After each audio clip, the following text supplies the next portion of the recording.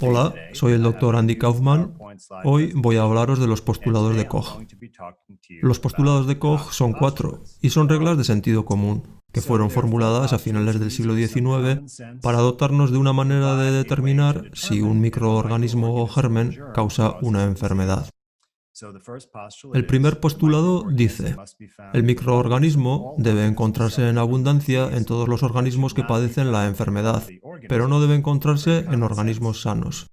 El número 2, el microorganismo debe ser aislado del organismo enfermo o la persona enferma y desarrollarse en un cultivo.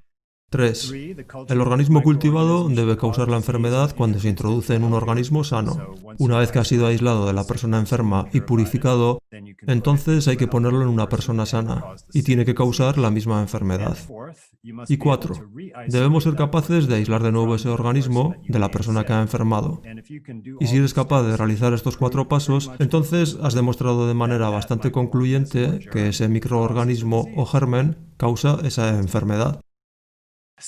Bien, este es el artículo en el que se afirma que los postulados de Koch han sido cumplimentados para los virus del SARS.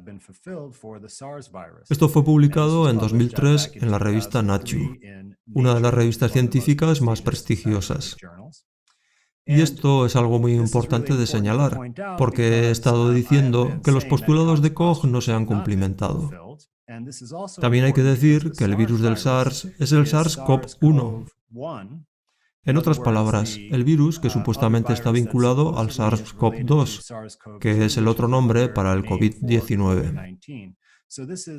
Así que este es el precursor a la actual coyuntura del COVID-19. Quiero señalar que el título del artículo es engañoso. En el cuerpo del artículo, en su segundo párrafo, se puede leer: de acuerdo a los postulados de Koch, tal y como fueron modificados por Rivers para una enfermedad viral. Así que no son los postulados de Koch, son los criterios de Rivers, algo diferente. Y deberían haberlo señalado en el título, porque induce a error, a pensar que los ensayos realizados cumplen los postulados de Koch. Según Rivers, hay 6 criterios para establecer que un virus provoca una enfermedad. Os voy a mostrar cuáles son y los voy a contrastar con los postulados de Koch. Podéis ver que el color de las letras indica la correspondencia entre los criterios. Un criterio no requerido por Rivers es que el microorganismo debe encontrarse en el enfermo, pero no en personas sanas. Al parecer ello resultaba para Rivers muy difícil de demostrar, pero me da la impresión que esto es un defecto importante, porque si no puedes encontrar un virus en una persona afectada por la enfermedad que estás investigando, entonces, ¿cómo puedes decir que es causada por ese virus? Pero bueno, puesto que es lo que han utilizado, nos centraremos en los criterios de Rivers. Como podéis ver, ello requiere el aislamiento del virus de un huésped enfermo, al igual que en los criterios de Koch. Hay una ligera diferencia en el modo en que se realiza el cultivo, ya que los virus no son organismos vivos, no pueden reproducirse por sí mismos, así que no puedes hacer que se desarrollen en un cultivo.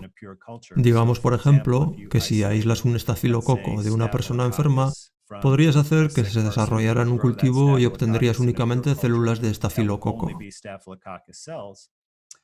Pero en el caso de los virus, debido a que no están vivos y no pueden reproducirse, no se puede hacer tal cosa y obtener únicamente partículas virales. De modo que necesitas tener unas células huésped, células que provienen normalmente de la persona que está enferma o alguna otra fuente del virus. El tercer criterio de Rivers, que no se encuentra en los postulados de Koch, es la prueba de filtrabilidad. Esto es importante, porque las partículas virales son muy diminutas. Se miden en la escala nanométrica. Un nanómetro es la billonésima parte de metro. Y si se utiliza un filtro con poros muy pequeños, solo las partículas que son consideradas virus pueden atravesarlo. Y el resto de células que hay en la mezcla, como las células del huésped, o células de bacterias o de hongos, quedan retenidas. Esta es una de las maneras de purificar la partícula viral. El criterio número 4. Tienes que ser capaz de coger esa partícula aislada o ese virus y ponerlo en un huésped sano y provocar la misma enfermedad. Es el mismo que el tercer postulado de Koch. Y este es el criterio más importante para demostrar que este agente causa la enfermedad. No puedes decir que causa la enfermedad sin realizar este paso, porque incluso aunque lo encuentres en personas enfermas, sin realizar este paso lo que tienes es simplemente una asociación o una correlación, y ello no es prueba de causación. El quinto criterio es el nuevo aislamiento del virus, es decir, aislarlo de la persona en la que se ha provocado la enfermedad. Tienes que aislar esa partícula o agente de esa persona. Y finalmente, la detección de la respuesta inmune específica al virus. Bien, veamos qué es lo que falta en los criterios de Rivers. No hay nada en relación al material genético. No se menciona el DNA o el RNA. En otras palabras, no es necesario mirar al material genético para cumplimentar estos criterios. Y al menos formalmente, el material genético o secuencias específicas no juegan un papel a la hora de demostrar que un virus causa una enfermedad. He mirado el artículo de Rivers de 1937, en donde establece estos 6 criterios, y he encontrado algunas afirmaciones muy interesantes que van a ayudarnos a comprender algo más en detalle qué es lo que postulaba. La primera cita: ahora es posible obtener excelentes evidencias de que un organismo es la causa de una enfermedad sin una completa satisfacción de los postulados de Koch. Lo que está diciendo es que puedes saltarte los pasos que no están incluidos en sus criterios y aún así demostrar que un virus causa una enfermedad. La siguiente cita es: en particular, en esas enfermedades causadas por virus, la adhesión ciega a los postulados de Koch puede resultar un obstáculo en vez de una ayuda. Bien, pienso que ello indica que Rivers estaba buscando un atajo, que debía resultar difícil llevar a cabo algunos de los pasos, y que su método hace un poco más sencillo demostrar que un virus es el causante de una enfermedad. Y no es algo bueno que los resultados afecten al razonamiento a la hora de determinar estas cosas, pero aún así aceptemos los criterios de Rivers como válidos. Dice: es obvio que los postulados de Koch no han sido satisfechos en el caso de las enfermedades virales. Recordemos que esto fue escrito en 1937 y que en aquel entonces era válido, al igual que lo es hoy en día. Rivers también dijo: al principio no es obligatorio demostrar la presencia del virus en cada uno de los casos producidos por ese virus. Bueno, no entiendo el razonamiento de esta sentencia, porque si el virus no está presente, entonces, ¿cómo se puede afirmar que causa la enfermedad? Pero aceptaré estos criterios, porque es lo establecido por el autor. Y la última cita: los virus, ya sean parásitos o el resultado de procesos autocatalíticos, están íntimamente asociados con las células huésped. Esto es realmente importante, porque indica el grado de incertidumbre en relación a la naturaleza de los virus. Y cuando dice que son el resultado de procesos autocatalíticos, pienso que se refiere a lo que se denomina cuerpos apotóticos. Nuestras células se someten a un proceso de autoeliminación programado llamado apoptosis. Y esto sucede en respuesta a varias cosas. Puede ser un proceso natural, pero en el caso de una enfermedad importante, las células pueden someterse a este proceso. Básicamente se fragmentan en pequeñas ampollas. Me parece que se refiere a esto cuando menciona los procesos autocatalíticos. Pero esto es muy diferente de un virus, porque su origen está en nuestras propias células y no en el exterior. Y por supuesto, señala la íntima asociación con las células huésped, algo muy importante en la metodología experimental, de lo que hablaré.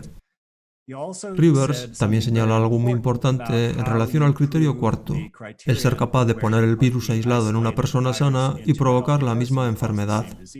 Lo que dice es: mediante la inoculación de material obtenido de pacientes con la enfermedad natural.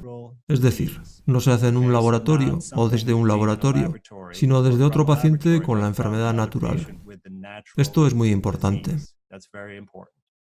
También dice que si los animales inoculados enferman o mueren de una manera particular, lo que quiere decir es padeciendo los mismos síntomas que la enfermedad original, y si la enfermedad en esos animales puede ser transmitida de uno a otro mediante inoculaciones de sangre o emulsiones del tejido afectado, libre de microbios ordinarios o rickettsia, dicho de otra manera, dándoles un fluido corporal que ha sido filtrado, de modo que no hay organismos en él que puedan confundir el proceso. En tal caso, uno está bastante seguro de que la enfermedad en los animales es inducida por un virus. Por tanto, lo que está diciendo es que si aplicas sus criterios, el resultado no es cierto, pero puedes estar bastante seguro de que el virus causa la enfermedad.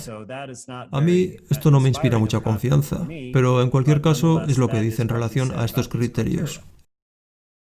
En otras palabras, incluso si 6 de los criterios son satisfechos, esto solo conduce a estar bastante seguro. No es concluyente, no es cierto, no es 100%, solo bastante seguro. Muy bien. Ahora que hemos revisado el método de Rivers, volvamos al artículo de la revista Nature. Continúa diciendo que los 3 primeros criterios de Rivers, el aislamiento del virus de un huésped enfermo, el cultivo en células huésped y la prueba de filtrabilidad, han sido satisfechos para el SARS coronavirus por varios grupos. Antes de analizar este artículo, vamos a ver la definición de aislamiento, porque pienso que su significado y el modo de utilizarlo ha sido confundido por los científicos. Vamos a ver la definición del diccionario Merriam-Webster para colegiales. Dice, especialmente, separar de otra sustancia de modo que se obtenga puro o en estado libre. En otras palabras, no hay nada mezclado con esto. Este es el método que ha sido documentado por muchos. Proviene de un libro de texto corriente de microbiología o de laboratorio y ha sido utilizado extensamente para aislar virus de organismos inferiores como bacterias, amebas y algas. Y lo que se hace es tomar una muestra o fluido corporal, lo que vemos en la esquina superior izquierda. En el caso del SARS y del COVID-19, el fluido pulmonar es lo que se utiliza habitualmente. Lo que se hace es coger el fluido pulmonar y pasarlo por unos filtros muy pequeños. Con ello se consigue separar las partículas diminutas de cualquier bacteria. En esta fotografía, las formas alargadas de gran tamaño son de hecho bacterias, y los puntos son supuestamente virus. Utilizando el filtro, las bacterias quedan retenidas y se recogen las pequeñas partículas. Entonces se coge el material filtrado y se centrifuga en un gradiente de densidad. Es decir, se pone un gradiente de densidad líquido en una probeta y se le añade el material filtrado. Se centrifuga, de modo que se forma una banda con las partículas, porque todas tienen la misma densidad, con lo que pueden ser fácilmente absorbidas con una pipeta. Y entonces pueden ser observadas en un microscopio electrónico. Se puede hacer una caracterización química y se puede extraer el material genético. Pero la cuestión clave es que realizando estos pasos se purifica completamente las partículas directamente del espécimen del paciente enfermo, sin mezclarlo con ningún adulterante u otra cosa. Y esto es algo clave para el aislamiento. Vamos a ver lo que los científicos designan como aislamiento en algunos artículos. Comienzan con una muestra de fluido pulmonar, pero lo que hacen es tomar toda la muestra, sin filtrarla o purificarla. Además, añaden algunas enzimas que disuelven la membrana, de modo que en la solución se libera todo el material genético que contienen las células o las partículas. Luego realizan pruebas PCR, que consiste en amplificar segmentos del material genético. Y de este modo pueden secuenciar ese material genético y caracterizarlo. Pero esto no tiene nada que ver con los criterios de Rivers. Como he dicho, Rivers no menciona el material genético. Si nos fijamos en el otro procedimiento que utilizan, lo que hacen es tomar el fluido, que puede o no estar filtrado. Algunos de los métodos no se describen con detalle, así que es difícil de saber si se han saltado este paso. Y entonces mezclan ese fluido corporal con células que no proceden del enfermo. Lo habitual es que compren preparados de cultivos celulares de mamíferos, principalmente de riñones de monos, y a menudo se añaden antibióticos, en casi todos los estudios que he visto. Y esto es importante de verdad, porque los antibióticos en realidad inducen los exosomas. He hablado de ello en mi anterior presentación. Los exosomas son partículas secretadas por la célula, que nos ayudan contra las enfermedades. Permiten la comunicación entre células Todas las células de los mamíferos generan exosomas, y son varias las cosas que pueden hacer que las células induzcan exosomas, y una de ellas son los antibióticos. Hay varios artículos que lo describen. Es algo perfectamente conocido. Así que, básicamente, están mezclando el fluido corporal con una mixtura de células y antibióticos, lo cual produce exosomas. A continuación, puede que purifiquen las partículas de esa mezcla, o puede que no. A menudo la conservan mezclada con las células y la observan al microscopio. A veces la purifican, pero no hay manera de afirmar si las partículas que han identificado tras ese procedimiento provienen del cultivo del tejido con antibióticos o provienen del fluido pulmonar. Puesto que utilizan un procedimiento que siempre induce exosomas, sin duda va a haber partículas que son exosomas y que tienen la apariencia de partículas virales. De modo que pienso que este es el origen de una confusión. Bien, estos son los 4 estudios que se citan en el artículo de Nature que supuestamente satisfacen los 3 primeros criterios de Rivers. Todos son estudios de 2003 acerca del coronavirus SARS. Veamos el primero de ellos. No han aislado ningún virus en el primer paso. Y en esta cita del artículo dice: se completó la examinación virológica directa y rutinaria de todos los especímenes respiratorios y fecales recogidos de 9 de los 10 pacientes, arrojando resultados negativos, lo cual incluye un examen negativo con microscopio electrónico. En este caso, de hecho, siguieron el procedimiento correcto. Cogieron especímenes pulmonares y fecales e intentaron purificar esos especímenes y observarlos en el microscopio, pero no vieron nada. Así que fue un aislamiento frustrado. Y como he dicho, obtuvieron material genético, al igual que ocurre en casi todos estos estudios.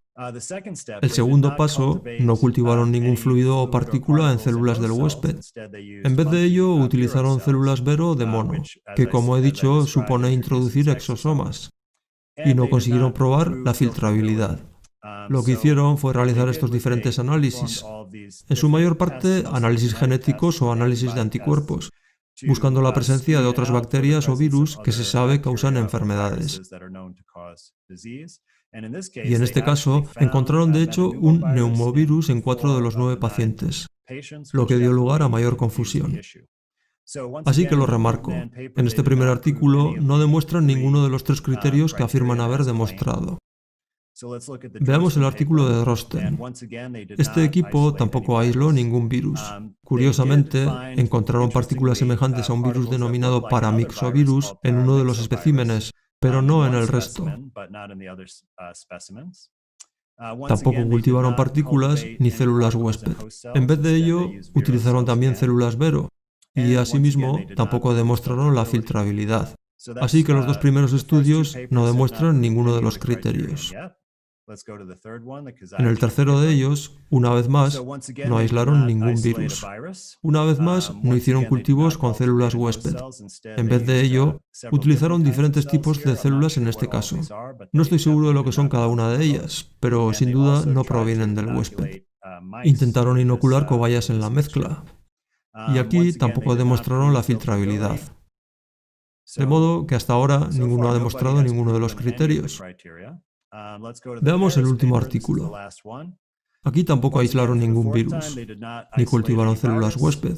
En vez de ello, utilizaron células de riñones de macaco rhesus. Y una vez más, tampoco se demostró la filtrabilidad. Así pues, ninguno de los 3 primeros criterios fue satisfecho por ninguno de estos 4 estudios, en contra de lo que se afirma en el artículo de Nature.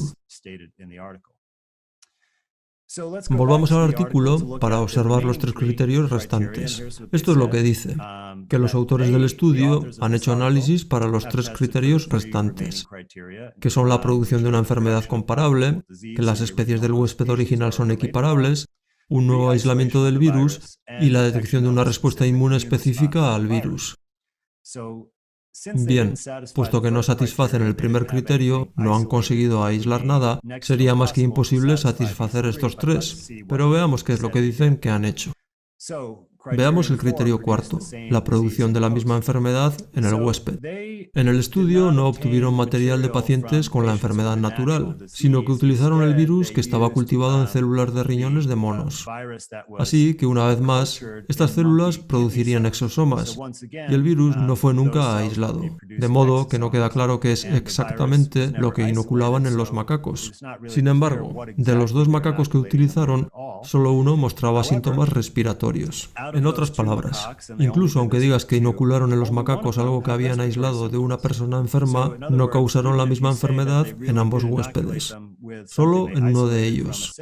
Y el otro mostraba una erupción cutánea, e incluso cuando le hicieron la autopsia y le examinaron los pulmones, porque por supuesto sacrificaron esos animales justo después del experimento, en uno de ellos encontraron una patología pulmonar muy extendida, que el otro no manifestaba. Pasemos a los criterios 5 y 6, reaislamiento del virus e inmunidad específica. No reaislaron el virus. En vez de ello, lo que hicieron fue un test genético. Y una vez más, tomaron secreciones de esos macacos, las mezclaron con células Vero y las cultivaron con antibióticos, justo de la misma manera que los procedimientos originales. Por tanto, no hubo aislamiento. Y dijeron que había una respuesta en forma de anticuerpos, pero no describen la naturaleza de esta reacción, ni la analizaron con otros antígenos para determinar tal punto. En conclusión, no cumplieron ninguno de los 6 criterios. Permitidme hacer un resumen, porque hay varias falsedades en este artículo. Primero, en el título. Dicen que satisfacen los postulados de Koch, pero en el segundo párrafo dicen que en realidad utilizaron la revisión de Rivers, lo que es algo distinto. Y a continuación afirman que 4 estudios han satisfecho los 3 primeros criterios. Pero si se examinan en detalle esos artículos, vemos que ni uno solo de los criterios quedó satisfecho. Y entonces afirman haber satisfecho los 3 criterios restantes. Pero de nuevo, un examen detallado de sus procedimientos revela que no cumplieron ninguno de ellos.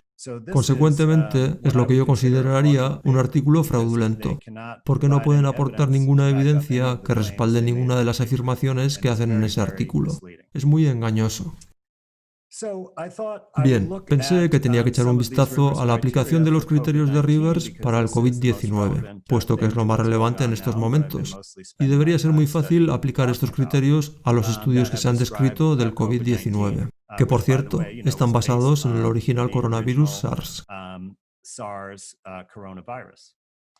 Estos son los 3 artículos que han sido publicados, y el cuarto que vemos aquí es el de un grupo de Canadá que ha informado a algunos medios que también han aislado el COVID-19, pero todavía no lo han publicado, así que hay poca información sobre sus métodos específicos, pero es suficiente para saber qué es lo que está ocurriendo. Bien, lo que he encontrado es que ninguno de estos estudios satisfacen los 3 primeros criterios. Ninguno de ellos intenta cumplimentar los criterios 4 o 5. Estos son inocular la partícula aislada en un huésped sano y provocar la enfermedad y reaislar la partícula de ese huésped. Así que esto no se ha hecho de ninguna manera, ni siquiera se ha intentado, y por tanto se puede concluir que ni siquiera se ha demostrado que sea bastante seguro que esta es la causa de ninguna enfermedad. Pero veámoslo un poco más en detalle. El artículo de Yao.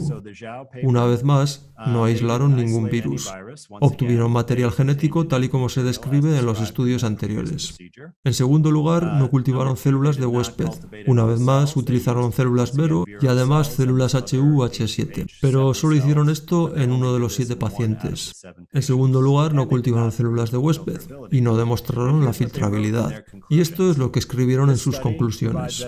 El estudio proporciona evidencias de una asociación entre la enfermedad y la presencia del virus. Sin embargo, hay todavía muchas cuestiones urgentes que deben ser respondidas. Necesitamos más datos clínicos y muestras para confirmar si este virus es de hecho el agente etiológico de esta epidemia. Lo que dicen básicamente es que son necesarios más estudios para demostrar la causación. Esto únicamente proporciona evidencia de una asociación y quedan muchas preguntas por responder. Así que los autores de este artículo fueron muy honestos y entendieron las limitaciones de sus métodos de análisis y redactaron una conclusión en consecuencia. Este equipo hizo además algo interesante y me gustaría hablar del material genético, porque dicen que en realidad este material genético es la razón de que hayan identificado el virus y es también la base para el desarrollo del test de diagnóstico, el test RT-PCR, que básicamente analiza esta secuencia genética. La manera en que dicen que se trata de un coronavirus es porque testaron esta secuencia de RNA, de la cual no pueden identificar la fuente, porque no purificaron nada. Y dicen que comparte una identidad inferior al 80% con el SARS-CoV-1. Un 80% puede parecer mucho, pero indagando en esta cuestión me he encontrado con que los humanos compartimos el 96% de nuestra secuencia genética con los chimpancés. Si alguien dice que una secuencia idéntica en un 80% significa que se trata de un coronavirus, bueno, estarías diciendo que si comparas mi secuencia genética con la de un chimpancé, concluirías que yo soy un chimpancé, algo que claramente no soy.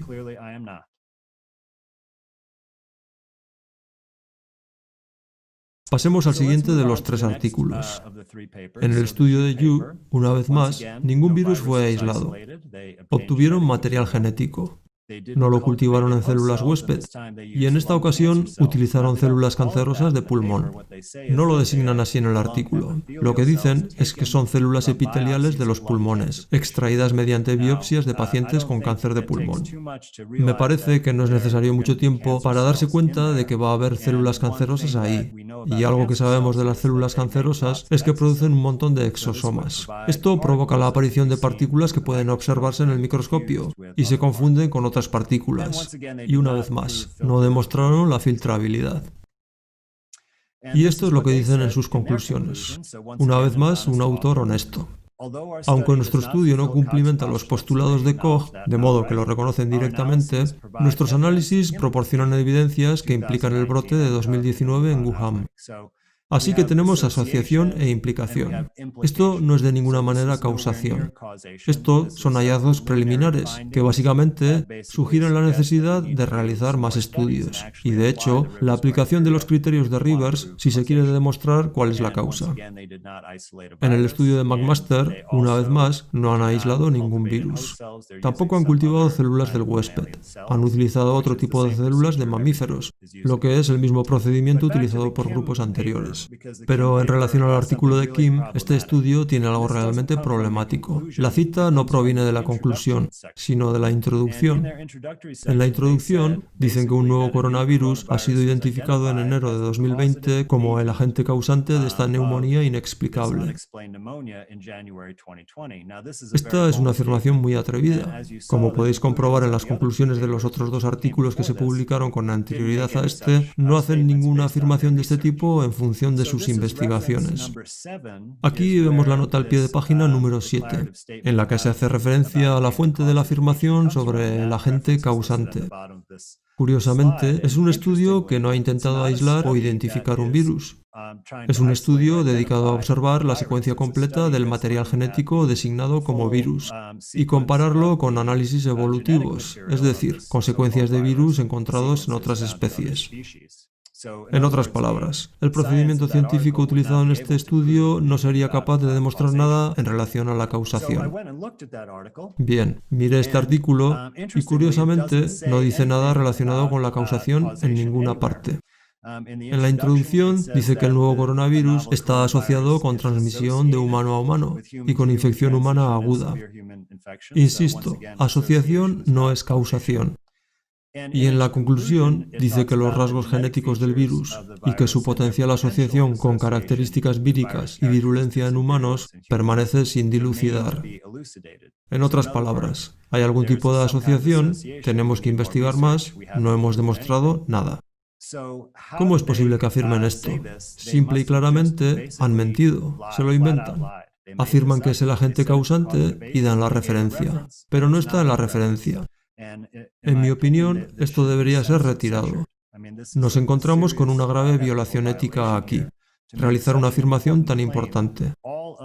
Todas las políticas a nivel mundial se hacen basadas en esta afirmación sobre el agente causante y no pueden citar ningún estudio científico que lo respalde. Si continuamos y miramos el artículo de la Universidad McMaster, que está en su página web, veremos que hacen una afirmación también atrevida, quizás siguiendo el artículo de Kim, y dicen que este nuevo coronavirus puso en marcha la pandemia. Esto es incluso afirmar más que decir que es la causa de la enfermedad. Lo que vemos es que cuando un rumor se pone en circulación, otras personas lo van adoptando y se convierte en la verdad en la mente de la gente, incluso aunque no haya nada que lo respalde.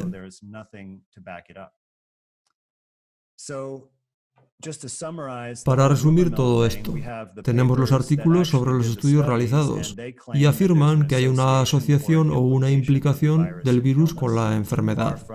Todo ello muy lejos de una exposición sobre la causa. En el tercer artículo se cambió por el agente causante y luego se cambió a que el virus puso en marcha la pandemia. Es decir, cada vez afirmaciones más fuertes y no se ha aportado ninguna evidencia que respalde estas afirmaciones. Solo mentiras descaradas. Me gustaría concluir diciendo que, a pesar de la afirmación de que se han satisfecho los postulados de Koch, ni uno solo de los 6 criterios de Rivers ha sido cumplimentado para el SARS. Ni uno solo. Esto fue en 2003. Ninguno de los criterios de Rivers ha sido satisfecho para el COVID-19, a excepción posiblemente de la inmunidad específica, el menos importante de los 6. Y rumores y mentiras han situado al COVID-19 como la causa de la pandemia sin que haya prueba alguna de ello.